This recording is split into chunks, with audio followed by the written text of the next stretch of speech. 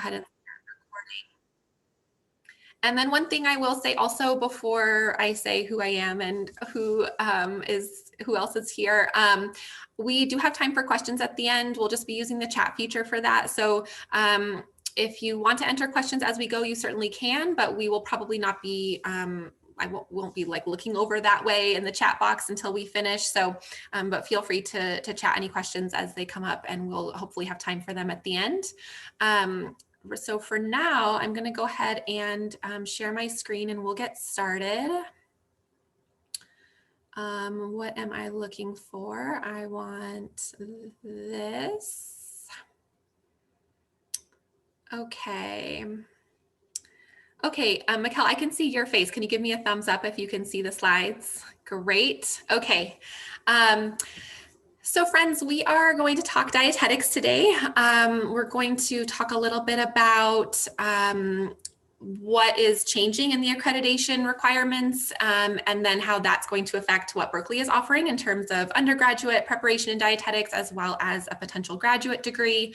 And so we're going to and then talk a little bit about what that means for you, depending on where you are in your current academic career. So just as introduction, so my name is Meaghan DeRespini. I use pronouns she and her, and I'm the undergraduate advisor in nutritional science. Presumably you got this, this link because you are already declared in nutritional science, and so you should know who I am. And I'm lucky to be joined this afternoon by Mikelle McCoin, and I'll let her introduce herself as well. Yeah, so I'm Mikelle McCoin, and I'm the director of the Dietetics program, our undergraduate program, and an adjunct professor in the department. And I also use the pronouns she and her. Thanks for having me. Yay. So we're going to tag team this. So I'll be focusing on some of the sort of course preparation, how you graduate and structure your course planning. And Mikelle will be helping us understand the changes to the accreditation process and what that may mean for you in terms of what's required of you to get the RDN credential, and then also talking through our plans for our hopeful graduate program in dietetics. So we'll go ahead and start off. So in terms of what we're covering today, I just sort of talked through that, the changes to the credential, the proposed changes to our own offerings in dietetics, both undergraduate and graduate, and then what this may mean for your own planning. And then this is just a quick look at what's currently required for our undergraduate specialization in dietetics. And I wanted to just differentiate this time that we're spending together this afternoon is not about like how to declare dietetics. That's not what we're going to be covering. If that's relevant for you because you want to declare the specialization, that's a separate conversation. We're talking sort of bigger picture potential changes to this curriculum and your own sort of subsequent planning. But this is just a quick look at the specialization. So a reminder, there's the lower division requirements, which are fairly similar to our other specializations with a couple of small differences. And then the upper division requirements is really where all the dietetics coursework is concentrated. And those are required courses, all of those units, whereas in the other specializations, for example, there's some elective credits, but with dietetics, because of the accreditation, you are required to take those units. And so that's potentially what may be adjusting depending on what you decide to do moving forward. So I'll go ahead and hand it off now to Mikelle to talk about the credential process as it stands, and then how that's changing moving forward. Great, thanks, Meaghan. So you may or may not know what it takes to become a registered dietitian nutritionist in today's world, but this slide reviews what the requirements are. So individuals that want to hold this credential are required to complete accredited coursework in dietetics. And at Berkeley, we offer this as the Dietetics Specialization in the NST major. Some schools offer the dietetic courses at the graduate level, but here at Berkeley, we have the courses at this undergraduate level. So everybody needs to complete accredited coursework, and then to become credentialed, individuals need to participate in a supervised practice program where they are practicing the skills of a registered dietitian under supervision, under a preceptor or teacher. And those programs are about 9 months in duration. That can only happen after the coursework has been completed. And these programs are called either dietetic internships or ISP programs, ISPP, individualized supervised practice programs. So you have to complete that as well. And then once that's completed, the individual is eligible for the credentialing exam. And of course, they have to pass that credentialing exam. So students at Berkeley typically do an undergraduate degree in dietetics. Once they graduate, they enter the supervised practice program, and then they take the RD exam. Next slide. But this is changing. So what I just presented are the requirements up until December 31st, 2023. So starting on January 1st, 2024, which is really right around the corner, the requirements are changing. The requirements will be that students need to complete the dietetics coursework. Again, this can happen at the undergraduate level or the graduate level, but they do have to complete accredited coursework. But the big difference is that they will also have to have a master's degree. So the master's degree right now can be in any field of your choosing. It can be in, well, Meaghan's going to go through some options, but it could be in dietetics and it could be in something else as well. And then there's still the supervised practice component. So the 9 months of supervised practice, and then one has to pass the RDN credentialing exam. So similar coursework, supervised practice with exam, but now there is this master's degree. And one has to hold this master's degree before January 1st, 2024, probably December 31st, 2023. So you can't go in and take the exam on January 1st, 2024 if you do not have your master's degree. So that's the big difference, and that is going to impact many of you that are looking at dietetics in the next few years. Next slide. So as we already stated, anyone who has not passed the exam by January 1st, 2024 will be held to this graduate degree requirement. So even if you've completed your internship and you've taken the exam once, but you haven't passed, and then you try to take it again, but it's after January 1st, you're going to be held to this graduate degree requirement. So it's really important to look at your timeline and see where you think you'll be completing these steps to make sure you have ample time to meet the requirements by the deadline. So what are we doing at Berkeley to prepare for this? We have been planning for a few years, and we are making headway with our plans. So what we are intending to do is to offer a master's degree program that will have the dietetics coursework at that master's degree level, plus the internship, so the supervised practice, that'll be part of the master's degree. And the plan is to have this launch in fall of 2022. 2023. Sorry. So when we move over to that master's level, we will begin to phase out our undergraduate dietetics specialization. So it's going to be a slow phase out, and the last graduating class from the undergraduate dietetics specialization is expected to be spring of 2026. So there's a few years here where some of you listening might be in that interim spot where we have both an undergraduate specialization and the master's degree. And so we want to help you plan for that and make sure that you have all of your doors open so you can complete whatever pathway makes the most sense for you. Next slide. So what is our master's degree going to look like? It is called a Master of Nutritional Sciences and Dietetics. It's an MNSD. It is a professional graduate degree intended for individuals that want to become professional registered dietitian nutritionists. It's going to be 21 months in duration, so a solid 2-year program. It's going to go the first academic year through the first summer and continue on in the second academic year. We're intending that students will graduate in May of their second year, so it's 21 months. We have it set up so the first year is the dietetics coursework, the what you might be familiar with as our upper division dietetic courses. These are being modified and adapted to meet the graduate level rigor and accreditation standards, and we will offer all of that during the first year.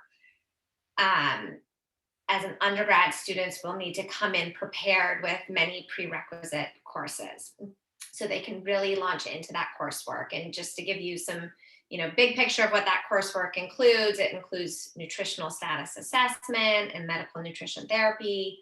It includes food service management and a foods course where we explore food science, cultural foods, and culinary medicine. It includes a research methods course where we look at different techniques that are used in research studies, and counseling classes and other courses as well. So it is solid. Each semester is about 14 units. And we also have community nutrition and a community nutrition discussion in that coursework. So we believe after that first year, students will be ready to enter into our research laboratories in our department and work with our Senate faculty on their research projects and develop a small project that they can implement under supervision and with the help of other postdoctoral students and the Senate faculty. And during that time, they will be integrating their understanding of the coursework, the field of dietetics, and research all together and come up with and write up a capstone project, really demonstrating their mastery of these concepts. From there, we believe students will have developed their critical thinking and be ready to enter the professional work setting. And so in year 2, we will place students into professional facilities where they can practice the skills of a registered dietitian. They'll spend 1 semester in a clinical facility practicing medical nutrition therapy under supervision, so seeing patients in the inpatient hospital setting. And then the next semester, they'll spend time in a management position and in counseling and a public health and community rotation as well. After all of that, we feel students will be amply prepared and ready to take the registered dietitian nutrition credentialing examination. So that is what our plan is beginning in fall of 2023. Yay, thank you. That's wonderful. Yeah. I learned lots there too about what is coming. So now in terms of what this means for you, as Mikelle mentioned, the undergraduate specialization in dietetics will be available through spring 2026. So the math on that is you can still complete that undergraduate specialization if you are a freshman student who starts at Berkeley fall 2022 or earlier, or a transfer student who starts at Berkeley fall 2024 or earlier. So if we're doing a time check or where we are in the world, it is spring 2021. And if you are listening to this presentation, you are likely a current student on campus. It is before fall 2022 or fall 2024 for transfer students. So that means you do have the option to complete the dietetic specialization. But we're going to talk about sort of why you might consider an alternative option that we'll present to you. And then another sort of key component, just to reiterate, as Mikelle mentioned for the timeline, that spring 2022 graduates are really the last group that will have the opportunity to do their supervised practice and take their RD exam before that January 1. So that's primarily our juniors and seniors now who will still sort of be able to finish all of those requirements before the clock strikes midnight and we turn over to 2024. If you are a first or second year student, so a freshman or sophomore, you are in the group who will need the graduate degree. And so we're going to talk a little bit about some ways that you might plan your undergraduate work accordingly. So fall 2022 graduating class or later will not finish those requirements before the master's degree is required.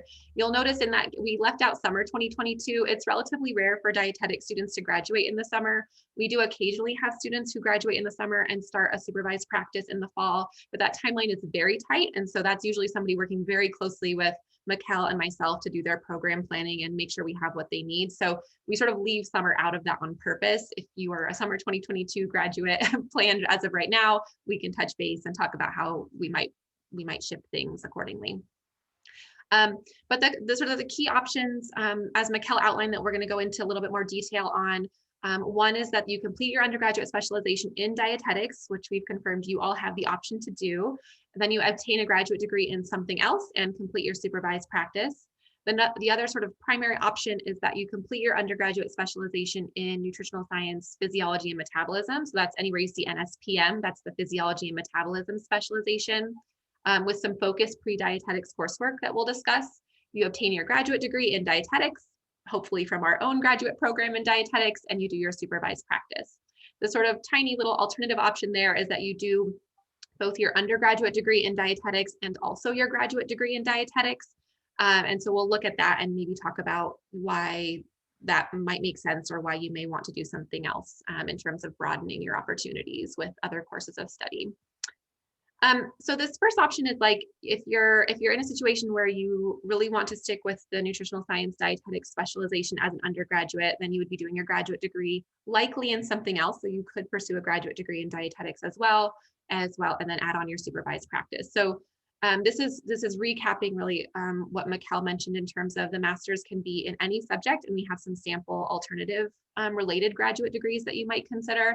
It could potentially be in dietetics as well, but there will likely be some significant course overlap if you've done undergraduate accredited coursework in dietetics and then go on to a master's program in the same field. If you're doing a master's in dietetics, there are around 80 or so programs that have combined dietetics coursework with the supervised practice, which is what Mikelle talked about. Berkeley is hoping to have available. If you do a standalone master's degree in, say, one of these other subject areas, then you're also doing a standalone supervised practice experience. And so that overall timeline is about 3 years as opposed to a potential 2-year graduate experience if you're doing a combined master's plus supervised practice. And so what we've highlighted here are some options for related graduate degrees if you have your undergraduate specialization in dietetics and you don't need graduate coursework in dietetics. So on the one hand, the master's really can be in anything, like you could go get your master's in philosophy or something. But Mikelle and I wanted to share some related options because remember that once you're done with that master's, you're expected to go into a supervised practice experience. And if you've spent 2 years studying philosophy, while helpful maybe in your approach to understanding the world and why we are here in it, you may not be as prepared to be an effective practitioner in your supervised practice setting. So we have listed just a few different options, a couple from Berkeley specifically, like something in public health and public health nutrition, which is a program that Berkeley offers. You could do something sort of more like strict biology and not necessarily as dietetics or nutrition counseling or policy focused. So like we have a metabolic biology graduate program. Then there are lots of sort of more general nutritional science master's programs. You could do nutrition policy, communication, those kinds of things. So adjacent to dietetics, but would still be distinct coursework for you. And then just sort of to pull out that option of potentially doing an undergraduate degree in dietetics as well as a graduate degree in dietetics. So we just wanted to highlight an important component of the timeline if you wanted to do that graduate degree in dietetics at Berkeley. So again, another sort of set of semesters to consider. So if you're graduating before spring, like through spring 2023, you do have the option to complete both your undergraduate specialization in dietetics and then also applying to our master's program, which will hopefully launch in fall 2023. You will have some overlap in coursework because some of those undergraduate courses are going to be transformed into graduate, more rigorous graduate level courses. But there will be adjusted, new rigor, additional coursework that you would have. So there would be, a significant overlap, but also some new content. You don't have the option to waive any requirements just because you've done the undergraduate program in dietetics, because there are still really specific guidelines about how many units you need to complete to finish a graduate degree. And so parameters there that would mean if you do your undergraduate specialization in dietetics, you're not waiving additional coursework in your graduate work. You're likely repeating some of that content potentially with new rigor. If you're graduating after spring 2023 as a dietetics undergraduate student, you will be ineligible for Berkeley's graduate degree. And that's because, as I mentioned, and as Mikelle outlined with some of the specific courses, some of our undergraduate courses are being transformed into graduate courses. And so then if you're in a situation where you do your undergraduate degree in dietetics, and then those courses become graduate courses in dietetics, you cannot get credit for both of them, right? You'd be taking, because after spring 2023, students will be using those graduate courses to actually complete their undergraduate specialization in dietetics. So that gets kind of funky. And certainly if it's relevant to you, we can have an individual advising conversation, but essentially after spring 2023, those undergraduate courses will become graduate courses. And so anybody completing their undergraduate degree in dietetics is technically taking graduate courses, and then you can't take those again as a graduate student. Can I step in really quickly? Yes, please. Just to reiterate the second point that you made over on the left here. If you do the dietetics undergrad and then go into our dietetics masters, just one important point is it's going to be a small program. Our masters is going to have about 20 students, and we feel prepared and that we'll have the resources to be able to really tailor the experience to the students, especially if we had you as an undergrad. We'll know where you're at, where you need to be pushed, what types of additional learning needs to happen for you. And so, automatically there's going to be increased rigor and adjustment to the class, but we also feel that we can really try to tailor the experience to your needs. And I just also want to point out that it's not going to, it's the graduate level, but in addition to those courses, students will be gaining a research experience, their supervised practice, plus we have some new courses that we're adding to it. So although there is that overlap, it's still, or some overlap, as would be expected with any graduate degree in nutritional sciences that you might go into. We are, really trying to pay close attention to the fact that we want to add on skills and depth and understanding of the field for our students. That's all. That's great. Thank you. And then the other option, and this is something that I've spoken with individual students about here or there, especially first and second year students who, we know they're going into it, they're going to need a graduate degree. And so thinking about planning accordingly. And this is the option where you actually major as an undergraduate in the nutritional science, physiology, and metabolism specialization, with some targeted dietetics prerequisites that we'll talk about.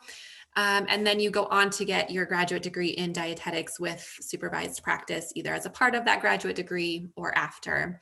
And this, like Mikelle and I were just talking about this before we started, thinking about potentially broadening your undergraduate experience to include dietetics and nutritional science content, of course, but having it be a little bit more broad before you focus in your coursework in the graduate program in dietetics. And so that potentially, broadens your understanding of the field, expands your options as well in terms of other graduate programs and professions, but also still allows you to remain well prepared to go into either our dietetics program. Hopefully that's basically all this is we're trying to recruit you to join our program because we love you so much, or any other graduate program in the field.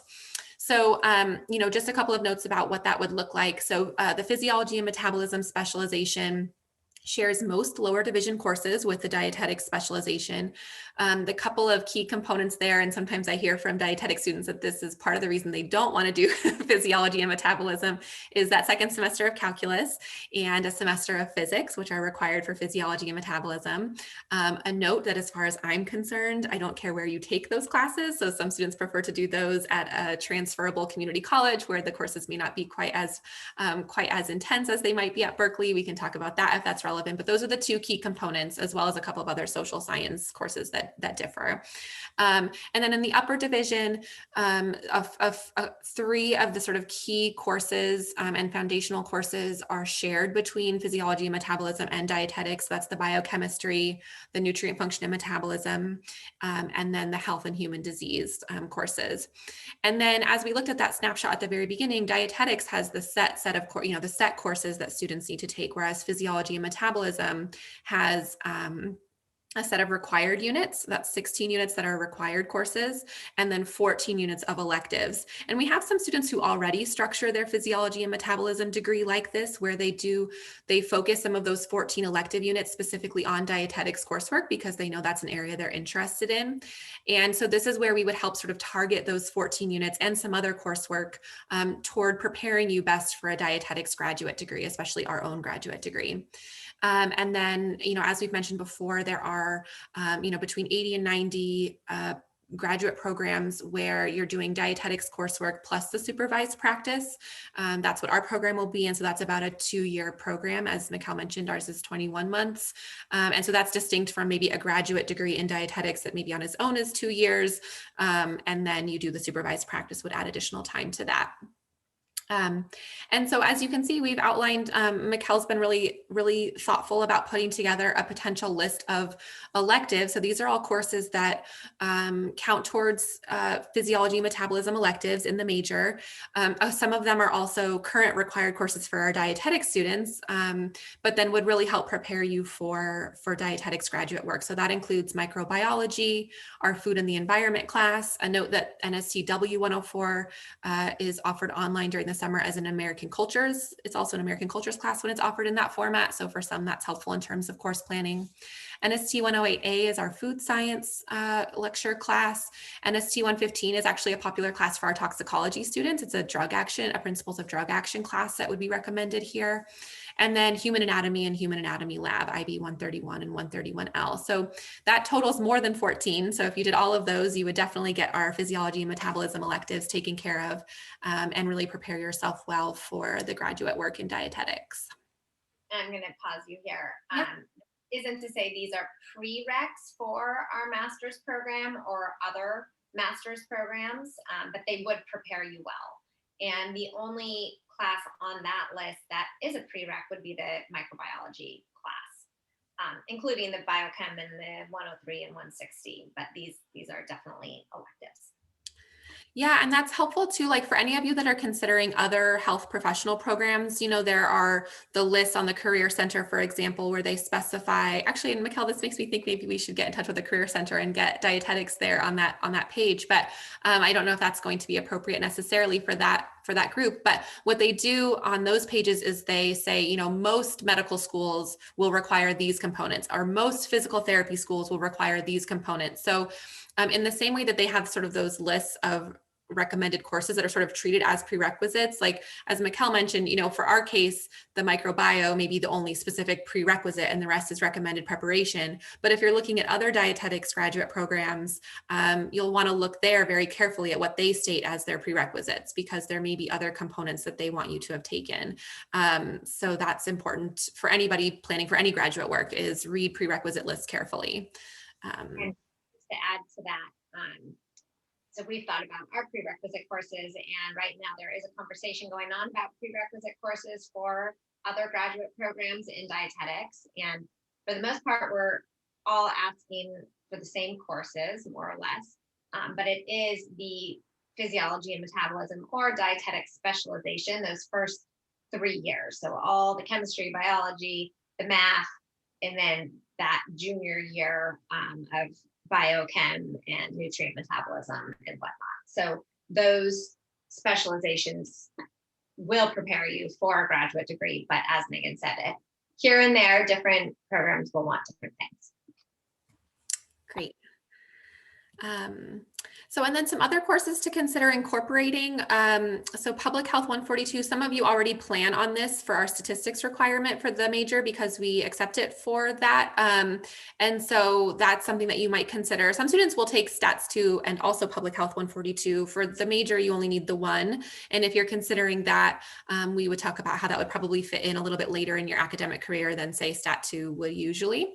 But that also counts toward, there are some sort of general upper division units that you need to graduate from Berkeley that I keep track of for you as we do your program planning. And these units would also count toward that. So it would sort of pull double duty for you. Another one is NST 192. That's currently a required course for the dietetics specialization. It's the junior seminar in dietetics. That's a really good opportunity in that first semester of junior year to start really thinking about the professional guidelines and opportunities and preparation. And so that could still be a really helpful course to take for students who are planning on a potential career in dietetics. It wouldn't count as an upper div elective for physiology and metabolism, but certainly would count towards those general upper division units to graduate and also continue to help you think about your professional preparation. UGBA 105 is also currently a required class for dietetics, and obviously not obviously, I shouldn't say obviously, but it doesn't count as a nutritional science, physiology, and metabolism elective, but is a leadership, like a broad leadership class that's offered through undergraduate business, and could also be really helpful in terms of your sort of broad, maybe social science side of things preparation, and again, could count towards general upper division units to graduate. And then finally, Psych 1 or Psych 2, currently required for dietetics, not required for physiology and metabolism, but could count towards those breadth units. And I think we could argue that any profession could benefit from having, having an introductory psych course required. So that's another component you might consider incorporating into your course planning. And then we're working on adjusting the major snapshot itself to sort of have this recommended preparation for dietetics under the physiology and metabolism specialization as we continue moving toward sort of phasing out dietetics as an undergraduate degree. But we wanted to provide you a sample program plan. So this is broken down by semester. This would be as a physiology and metabolism major with those recommended dietetics courses incorporated. The lower division really doesn't change at all, and in terms of the physiology and metabolism for your plan. And what you'll notice in the upper division, for anybody who's looked at the physiology and metabolism for your plan, usually you see a lot of flexibility. It's upper div elective, upper div bioelective, upper div elective, because usually in the upper division there might be only 5 classes that you need to take, and the rest of it is super flexible. So what we've done with this program plan is just plug in those recommended courses that you've seen on those previous screens. And so this has what your schedule would look like with all of those things, all of those sort of recommended pre-dietetics courses, the other ones, the other sort of non-nutrition or dietetics courses that we suggested, all of that is incorporated here. A couple of notes about this, just sort of as caveats, I guess. Not all of these semesters equal 12 units. And so, if we're putting together a schedule for you, you may need to add in a decal or something here or there to get to 12, which is our full-time course load. The total schedule doesn't equal 120 units either. So if you're not doing summers or bringing in any transfer or exam credit, we would also need to account for a couple of units here or there to make sure that we get you to 120. So that's something to keep in mind. And then another component of this, right, is not everyone starts in their fall semester. We have very few students who start in spring. It's primarily a couple of transfer students who might come in during a spring semester instead of starting in fall. But if you started in a fall and you took a semester off, as some of you may know, most of the upper division courses are only offered in one particular term. So it's fall only or it's spring only.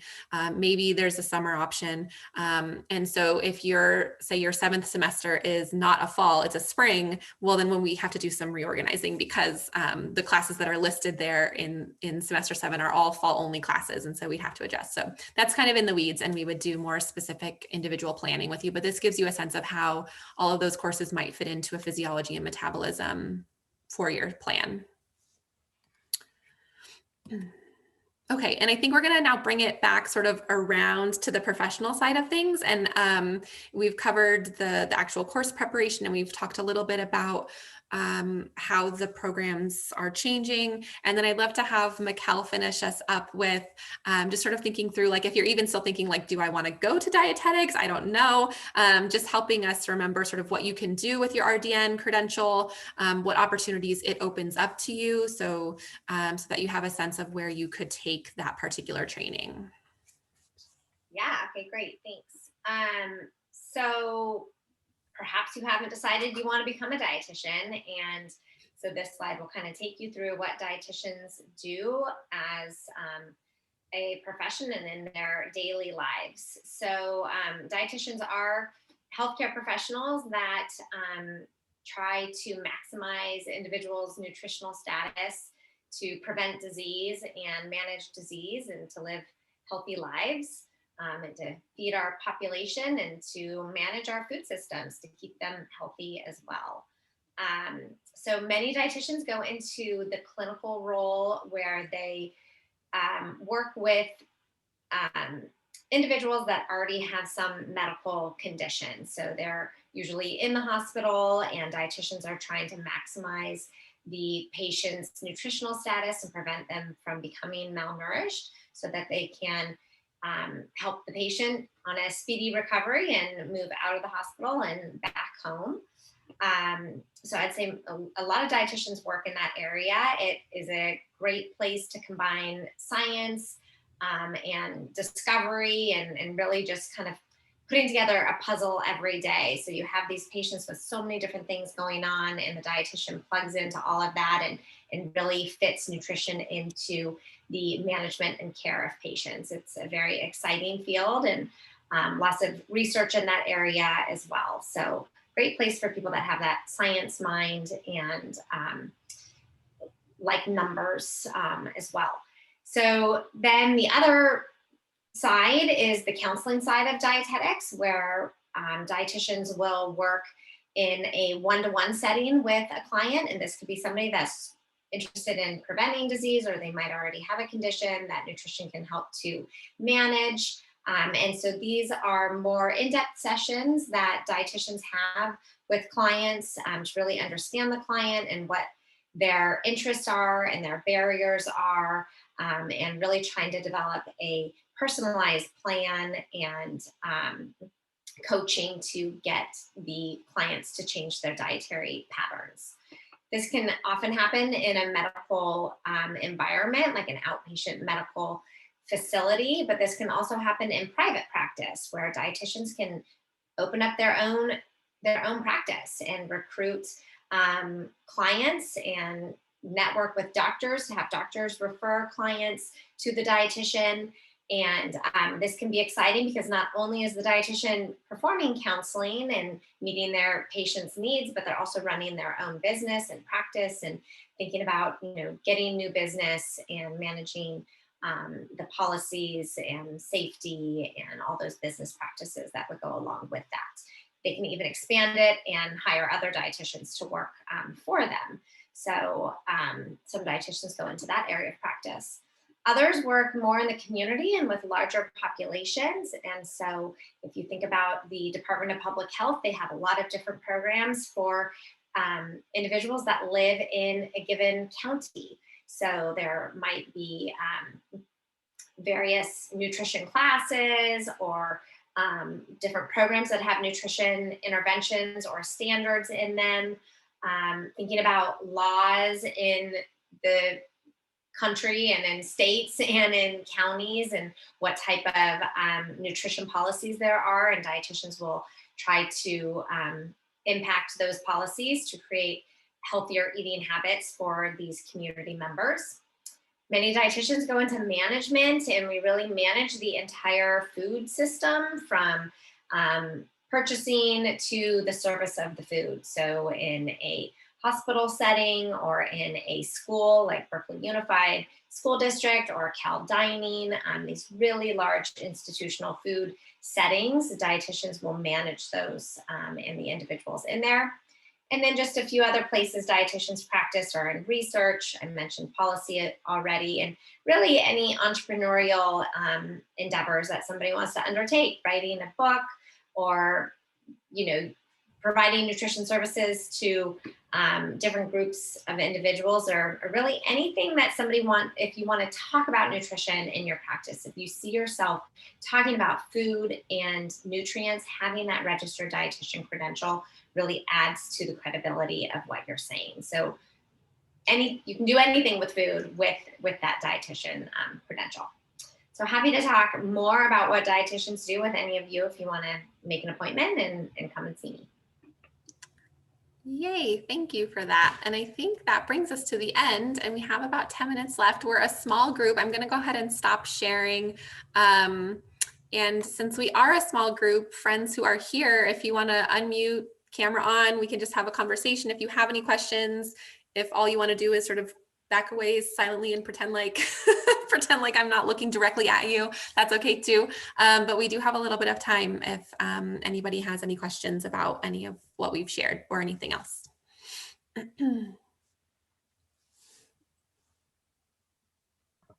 Hi, Megan. Hi, Mikelle. How are you?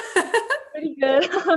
Hi, Mikelle. I guess it's first time meeting you too, but yeah, I had a question. So like, I guess this kind of doesn't apply to me, but in the future, because I'm graduating spring 2023, but so like there won't be like any dietetics like specialization anymore for undergrad. It's just going to be like a master's like program like connected, or can you still? Because I know you said you can't do like the specialization like anymore after a certain point, right? Yeah, so we're actually trying to figure out the exact break, like which, when we need to remove it from the application for the UC application so that dietetics isn't listed. So that's where we sort of count backwards. Like once the graduate degree, once we know it's a go, then we start the clock on phasing out the undergraduate specialization. So that's where we get to, if the graduate program can launch in fall 2023, then that will be the last incoming freshman group who can declare the specialization. And so that's how we get to spring 2026 is the last time that we would be graduating dietetic students. And so that means after that point, it will just not exist as an undergraduate specialization any longer. It will perhaps exist as we've talked about, like a human nutrition focus of the physiology and metabolism specialization. So that sort of subset of classes, but on its own as a distinct major, it will not be an undergraduate major any longer. It will only be the graduate program. Oh, okay. Yeah, that makes sense. After spring 2026, but between fall of 2023 and spring of 2026, we will still have the specialization, but the students will be taking the master's level classes to meet the requirements for that undergraduate degree. We will not have the undergraduate courses anymore during that time frame. Okay. I have like another question, but like someone else can go if they want to, if they don't. Go for it. I feel like Okay. So like when you like listed out all the paths, I guess you could take for the nutritional, like, so what if you do like nutritional science, physiology, metabolism, and then not a dietetics master's, and then is it still possible, I guess, to become a dietitian or a dietitian like with the specialized practice or supervised practice, or is like some part of your education have to be dietetics focused, like whether it's master's or undergrad? So some part of your education needs to be dietetics focused. So you do have to complete the accredited dietetic coursework somewhere. Doesn't necessarily have to be a degree in dietetics. Like there is a master's in public health nutrition program and that I know of that has the dietetic coursework in there, but they're also earning a master's in public health. So it gets a little bit complicated, but you do have to complete the accredited dietetics coursework. And you can find what programs offer that coursework at eatright.org, which is the professional organization of registered dietitians. Okay, so you can like do an undergrad dietetic specialization and then get a master's in something like different and then still become a registered dietitian? Yeah, you do a undergrad in dietetics, you certainly can. Yep. So it's best to probably think about having either your undergraduate or your graduate in dietetics, because once you aren't looking for that word, you have to then start to hunt for the programs that might offer it in a different way. and it becomes a little confusing. They are out there, but it just takes a little bit more investigative work on your, for you. Yeah, okay, thank you. Thanks, Michelle. So I had a question for like, if you decided to take a master's program in dietetics, like perhaps maybe not at Berkeley. I know there are some that offer like really specific kind of niche dietetics masters. Like, does that matter in terms of, I suppose, the requirements for the RDN or no? So you just need to make sure that it is an accredited dietetics program. So it Okay. might be a nutrition education master's degree, right? So really specialized, but that would not count for dietetics unless it was an accredited dietetics program. So accredited means our accrediting agency is called ACEND, ACEND, Accreditation Council in Education for Nutrition and Dietetics. And so you would need to make sure that that accreditation is attached to that master's. So you're right, there's a lot of masters out there that offer these specialized, focus areas, but that doesn't mean that they offer the dietetics curriculum that you need to become a registered dietitian. Okay, thanks. And then what are the, if you guys have any thing to say, I guess, or can say about it, like what are the things, I guess, requirements you're looking for master's applicants for this dietetics program? I was thinking that would have been a good slide to add, but basically it is the 3 years of the physiology, metabolism, or dietetics, or I guess we could call it nutritional sciences and toxicology curriculum. So it's the biology requirement, the general chemistry, the year of organic, the biochemistry, the math requirements, etc.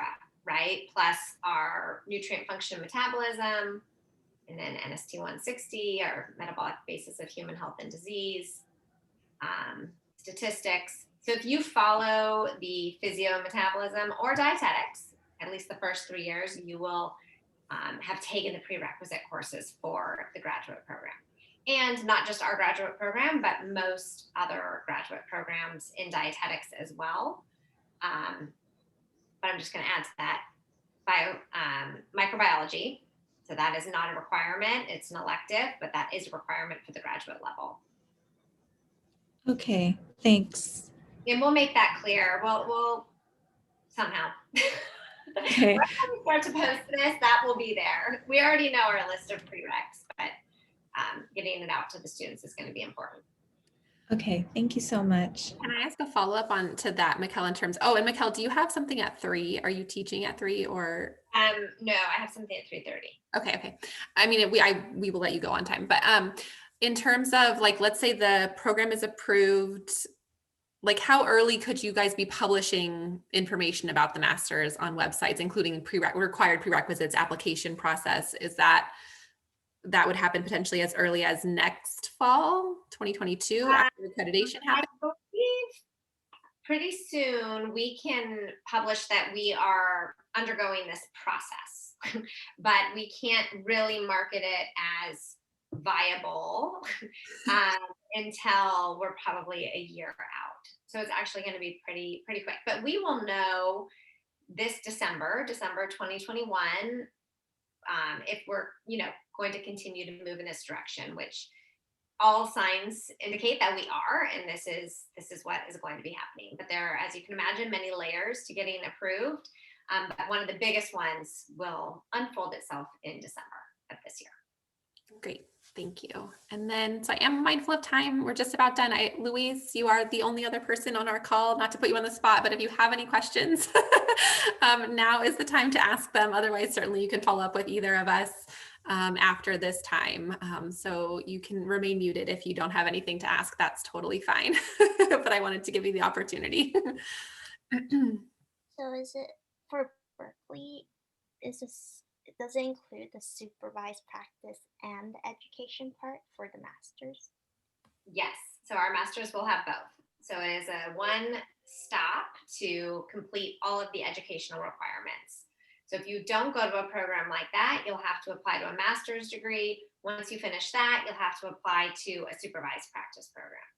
So there are, I think, about 87 programs nationwide, like the one we're developing, where the two are offered together. Yay. Okay, it is 3 o'clock. I want to let everyone go do the things they need to do. Mikelle, thank you so much for your guidance and all your hard work on the graduate program. And yeah, and anyone else, just let us know if you have questions as we're planning and moving forward. And I will go ahead and stop recording and send folks on their way.